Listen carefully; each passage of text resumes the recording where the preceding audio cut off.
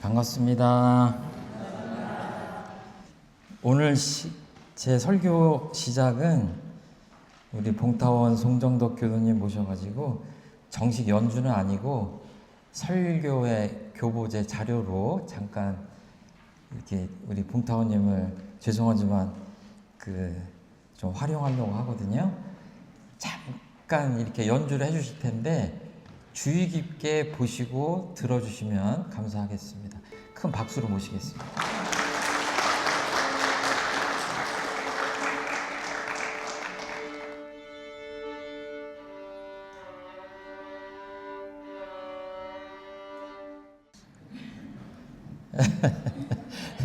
긴장하셔가지고 박수 한번 더 드릴까요?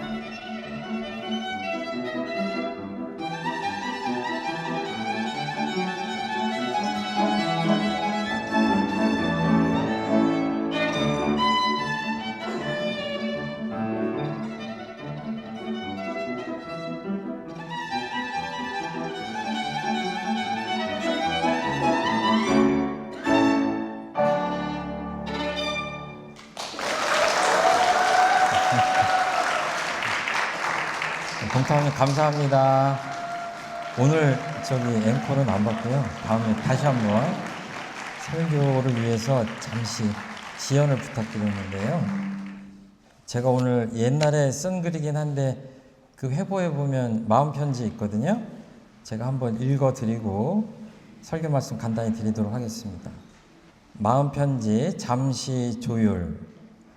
검은고를 탈 때 줄을 너무 조이면 어떻더냐? 소리가 잘 나지 않습니다. 너무 늦추면 또 어떻더냐? 그때도 소리가 잘 나지 않습니다. 그렇다 너의 공부도 그와 같다. 정진을 할 때 너무 조급히 하면 들뜨게 되고 너무 느슨하면 게으르게 된다. 그러므로 알맞게 하여 집착하지도 말고 방일하지도 말아라. 서거머니 부처님과 제자의 문답 감정입니다. 악기를 연주하기 직전 연주자는 반드시 조율을 합니다. 악기의 음이 맞아야 제대로 소리를 낼 수 있으니까요. 마음을 챙긴다는 것은 잠시 조율을 하는 것과 같습니다. 마음과 몸으로 삶을 연주하기 전 잠시 멈춰서 나를 조율합니다. 보이지 않지만 존재하는 표준음에 오늘 나의 연주가 아름답기를, 우리의 협연 또한 아름답기를 바랍니다. 제가 일부러 연주하시기 전에 조율을 좀 의식적으로 오래 해달라고 부탁을 드렸어요. 보면은 아무리 유명한 악단 뭐 오케스트라라도 연주하기 직전에 전부 다 이렇게 그때 들으면 좀 소음 같아요. 근데 반드시 필요한 과정이죠. 조율을 하지 않고 연주를 하면 그 연주가 제대로 될 리가 없는 겁니다. 그래서 제가 들어보니까 무대 뒤에서 조율을 했다가도 관중 앞에 나서서 무대에 올랐을 때 다시 한번 조율을 한다고 그래요. 왜냐하면 온도 차도 미세하게 있고 습도 차도 있기 때문에 그 연주를 잘하기 위해서 다시 무대에서 조율을 한다. 이제 이런 얘기를 들었는데 그만큼 이 조율이라고 하는 것은 중요하다. 연주 전에 다 아시는 바지만 조율할 때 조는 고를 조자입니다. 이게 조절한다 하는 그런 조예요. 그리고 율은 음율 할 때 그 율입니다. 율동할 때 율이에요. 이게 법이나 어떤 질서를 얘기하는데 동양에서는 좀 진리적으로 표현하면 율려 이런 표현도 씁니다. 그런 것들은 보이지 않는 어떤 이 진리의 그 가락이나 리듬이 이렇게 충만해 있는 것들을 얘기하는데 그 려자는 보면 한자가 입구자를 붙여놓은 그 모양새예요. 가운데 이렇게 선이 하나 있고 이렇게 되어 있는데 그 뜻은 또 등뼈라는 뜻도 있더라고요. 그러니까 어떻게 보면 그 보이지 않는 그 우주 질서 안에 어떤 뼈대 같은 게 있다라고 생각해도 되지 않을까 이제 그렇게 생각을 하는데요. 어려서 그 치지도 못하는 그 기타를 한 번씩 다 아마 쳐보셨을 것 같아요. 특히 남자들은 그 기타에 대한 로망이 있잖아요. 뚱땅뚱땅 하고 동네 형이 와가지고 듣고 있다가 잠깐 줘봐 그래가지고 주면 튜닝을 다시 해요. 그러면 소리가 여태까지 쳤던 거는 잘못 쳤구나. 음이 안 맞는 거예요. 기본 음이. 그걸 모르고 그냥 연주를 하면 그 연주는 사실은 연주가 아니라 소음을 생산하는 거고 잘못하면 음악이 아니다. 제가 음악 얘기를 드리는 게 아니라 지금 마음 공부 말씀드리려고 하는 건데 이 신앙과 수행에도 그 조율이 필요하잖아요. 맨 처음에 어떻게 했어요? 기억나세요? 봉타원님이 혼자 이렇게 조율을 해도 되는데 어떻게 했죠? 예, 피아노가 눌러줬어요. 기본 음을. 저는 이제 음치라서 그게 뭔지는 잘 모르지만 아무튼 기본 음을 쳐주고 거기에 바이올린이 이제 맞춰주고. 오래전에 제가 학생 행사를 이벤트를 굉장히 크게 한 적이 있는데 국내에서 가장 유명하다고 손꼽힐 만한 정상급 가수를 불렀는데 무대 직전에 좀 지각을 했어요. 그래서 빨리 나가야 되는데 그 급한 시간인데도 기타를 꺼내가지고 튜닝을 하더라고요. 옛날에는 조그만 피리를 같은 거를 불면서 음을 맞췄고 최근에는 어떻게 맞추죠? 디지털로 해요. 그 디지털 표시가 돼가지고 옛날보다 정확하게 할 수가 있어요. 근데 그 가수인데 제가 깜짝 놀란 게 그 바쁜 와중에도 튜닝을 하면서 담배 한 대를 다 깊게 빨더라고요. 제가 보기에는 그거는 좀 마음을 좀 다스리려고 했던 것 같아요. 한쪽으로 담배 피면서 한쪽으로 기타 튜닝하고 조율하는 이제 그런 모습이 굉장히 제 인상 깊은데 저는 아침에 여러분들 앞에 쓰기 전에 어떻게 마음 조율을 했을 것 같아요? 아침에 좌선을 더 길게 했습니다. 더 길게 했어요. 저는 제 나름대로 설교 앞두고 이게 조율을 하는 거예요. 음이 안 맞으면 음악이 아니라고 그랬잖아요. 신앙 수행도 수행할 때 이제 견성 이런 표현하죠. 그 음을 맞추는 게 견성과 같아요. 그 기점을 잡지 못하면 뭐 어떻게 되죠? 마음 공부가 열심히 하긴 하는데 음이 안 맞아가지고 음악이 잘 안 되는 것처럼 잘못된 쪽으로 수행이 흘러가요.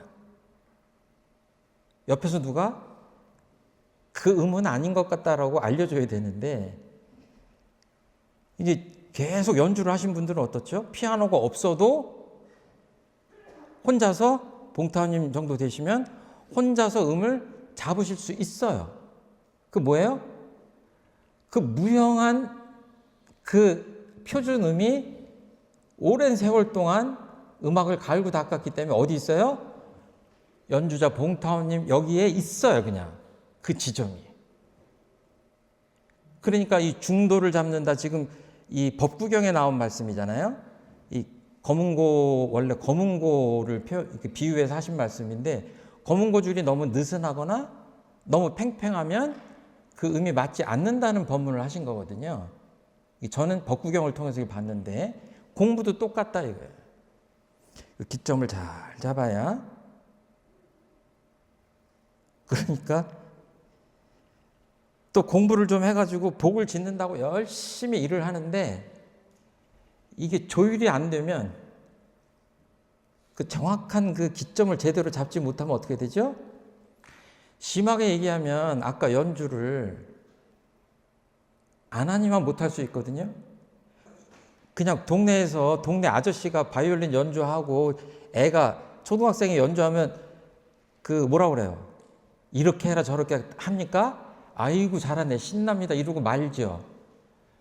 근데 만약에 예를 들어서 모차르트가 환생해가지고 연주를 듣는다 그러면 뭐라고 그러겠어요? 국립 오케스트라를 와서 모차르트가 옆에서 듣는다고 그러면 뭐라고 그랬어요? 지적을 계속 할 거 아니에요. 그런 게 아니다. 그런 게 아니다.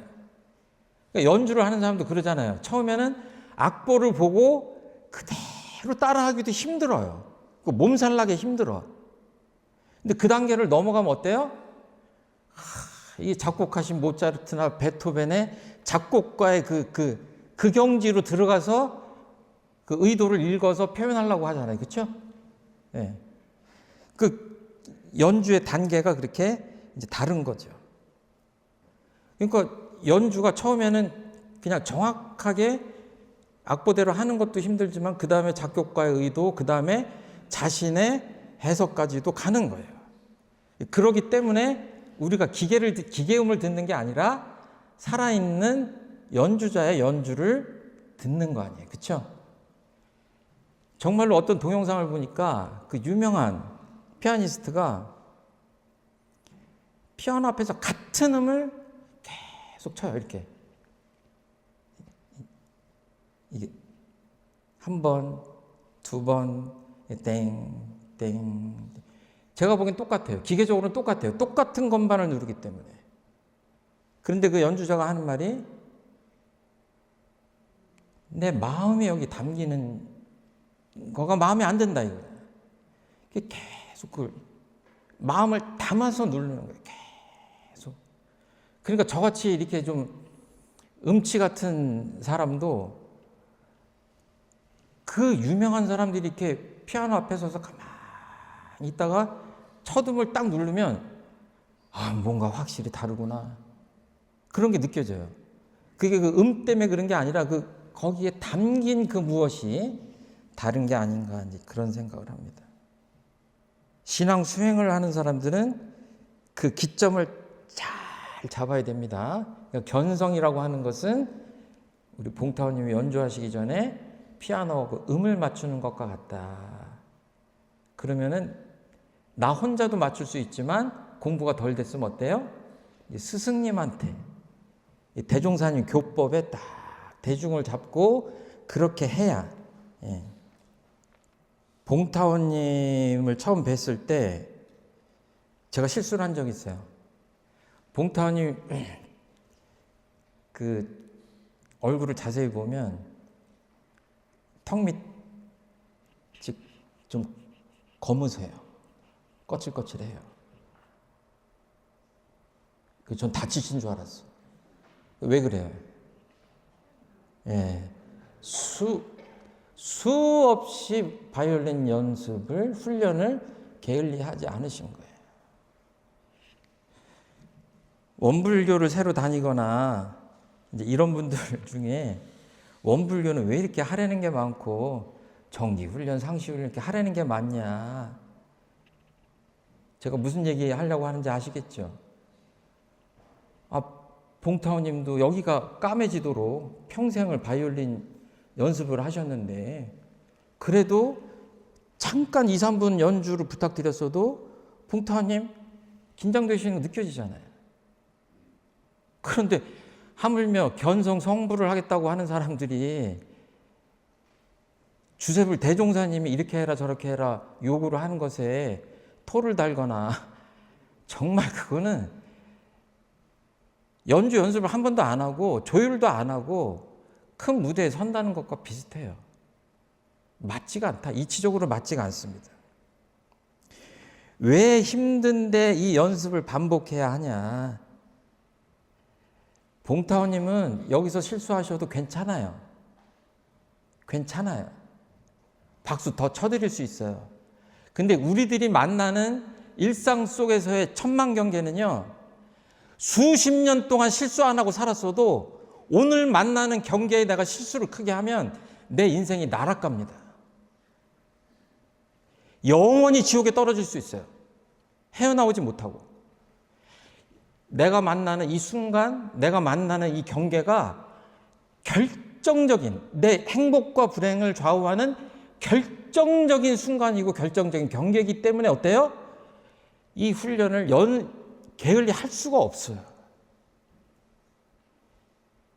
한번 기억나십니까? 어떤 경계를 여태까지 당했는데 역경을 거치셨는데 그 역경을 당하시기 전에 자, 3일 후에 역경이 당신을 찾아가겠습니다. 이렇게 오는 역경 보신 적 있어요? 그렇게 역경이 찾아오면 그 역경에 굴복할 사람이 아무도 없을 거예요. 부지불식간에 옵니다. 내가 지어놨는데도 모르잖아요. 그렇죠? 나에게 닥치는 경계는 내가 지어서 왔을 텐데 잘 모르잖아요. 그렇죠? 그럼 어떻게 돼요? 늘 갈고 닦는 겁니다. 그러니까 정말 유명한 성악가나 음악가나 이런 사람들을 보면요, 언젠가 다큐멘터리를 보니까 저 양반이 음악가가 아니라 운동선수인가? 하루 종일 운동을 해요. 요가하고 달리기하고 식단 조절하고. 제가 보기에는 그 사람이 연주하는 장면을 보여주지 않으면 요가 선생님인가? 그랬을 것 같아요. 그 무대 앞에서, 청중 앞에서 아름다운 연주를 하기 위해서 24시간을 꼬박 바칩니다.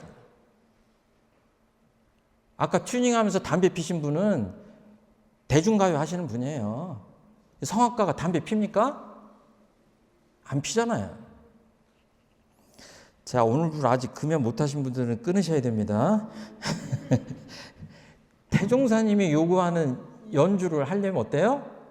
하지 말려면 하지 말고 하라는 거는 해야 돼요. 1분선을 합시다 그랬는데 사실은 방편이거든요. 아침에 일어나셔가지고 그 방석에 엉덩이를 대고 한번 이렇게 하면 1분 가요. 그런데 어때요? 솔직히 한번 대답해 보세요. 매일 1분 하실 수 있어요? 하고 계세요? 우리 착한 교도님들께서 대답을 안 하셔야 되는데 하시네. 감사합니다. 아무튼 그렇게 하셔야 돼요. 1분이 2분 되고 2분이 3분 되고 늘 해서 천만경계가 와도 늘 여유롭고, 여기 대종사님 말씀하신 대로 희로애락에 끌려가는 게 아니라 희로애락을 자유롭게 노복처럼 부려 쓰는 거예요. 대종사님 법문을 보면 제자가 돌아가셨을 때 누구보다 슬퍼하시잖아요. 누구보다 슬퍼하시고 많이 우세요. 또 아닌 짓을 하는 제자들에게는 총부가 들썩들썩할 정도로 야단도 치셨다고 그래요. 근데 그게 미워서 치는 게 아니라 어때요? 그 자비 방편으로 그러셨잖아요. 그러니까 무서워가지고 곁에 안 가려고 하다가 다른 손님이 와가지고 이렇게 대종사님 뵈면 방금 전까지 그냥 병력같이 야단을 치시다가 순식간에 춘풍 화기처럼 따뜻하게, 그리고 또 야단 맞은 사람이 죄송합니다, 잘못했습니다 이렇게 하고 사죄를 하면 금방 따뜻하게 그냥 모든 것들이 다 녹아나도록 그렇게 하셨다고 그러잖아요. 근데 저희 중생들은 그런 것들은 자꾸 쉽게 따라하려고 하면 안 될 것 같아요. 실수하니까. 이렇게 무시선, 무처선 그러는데 그 무시선법을 저는 어떻게 생각하냐면, 아까 제가 이렇게 그 음악에 지금 오늘 비유해서 몇 가지 말씀을 드리잖아요. 바깥에 이렇게 보고 계시면 어때요? 눈으로 보는 것도 참 아름답지만 뭔가 음악이 들리는 듯 하잖아요. 그러니까 작곡가들이 어떤 애를 써요? 표현하고 싶은 거예요. 아이고, 내가 이거를 좀 누구하고 공유하고 싶다, 표현하고 싶다 그래서 그 오선지를 눈에 앞에다 두고 고민하는 거예요. 그래서 그거를 잘 옮겨난 그 유명한 곡들이 뭐예요? 그게 후대들 연주자들이 그 음악을 연주하는 거 아니에요. 그럼 대종사님 같은 분은 어떻게 했어요? 작곡을 안 하셨지만 대종사님 뭘 하셨냐면 이 천지의 가득한 진리를 보고 그거를 알려주고 싶은 거예요. 표현하고 싶은 거예요. 그래서 저는 좀 며칠 전에도 이제 가톨릭 신앙하시는 분들이 왔는데, 대종사님은 하나님의 음성을 어떻게 들으셨는가? 천지팔도 보면 어때요? 공정하고 정성스럽고 쭉 8가지 나오죠. 그렇게 상세하게 이 천지님의 마음을 읽어내고 표현한 성자들은 흔치 않아요. 그러니까 저는 대종사님은 작곡가들이 이 세상의 아름다움을 오선지에 옮긴 것처럼 정전에다가 그렇게 옮기셨다고 생각을 해요. 그리고 우리는 그 악보를 보고 어떻게 하는 사람이에요? 연주하는 사람들이에요. 어떻게 연주해요? 바이올린을 연주하는 게 어떻게 연주해요? 내가 살아가는 심신작용을 통해서 대종사님의 정전이라는 악보를 연주하는 거예요. 그런데 나도 대종사님 악보를 연주하고 당신도 연주하고 그 사람도 연주를 하는데 경계는 하나인데 연주는 다 달라요. 남의 얘기가 아니라 우리가 아까 그 조율을 잘못하면 견성이 안 되면 뭐예요? 다 각자의 기준대로 얘기하면서 이것이 바른 연주다라고 그렇게 주장할 수 있어요. 그러니까 연주하기 전에 어떻게 해야 되죠?